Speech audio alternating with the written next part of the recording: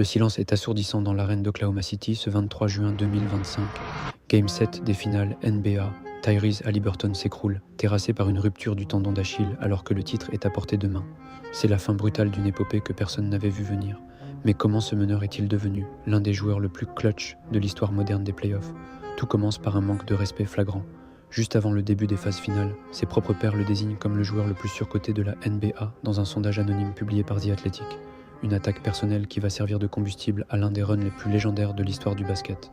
Haliburton décide alors de répondre là où ça fait le plus mal, sur le terrain, dans les dernières secondes. En premier tour, il crucifie les Bucks avec un lay-up décisif à seulement 1,3 secondes du terme. Face aux Cavaliers, il récidive avec un step-back à 3 points assassin pour arracher la victoire à 1,1 seconde de la fin.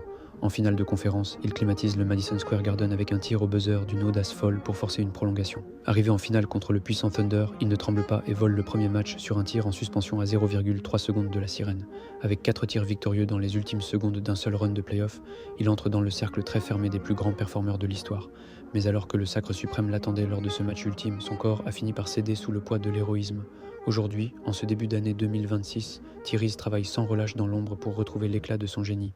Il ne cherche plus à prouver qu'il n'est pas surcoté, il cherche simplement à finir ce qu'il a commencé. Penses-tu qu'il parviendra à redevenir ce tueur au sang-froid après une blessure aussi dévastatrice ?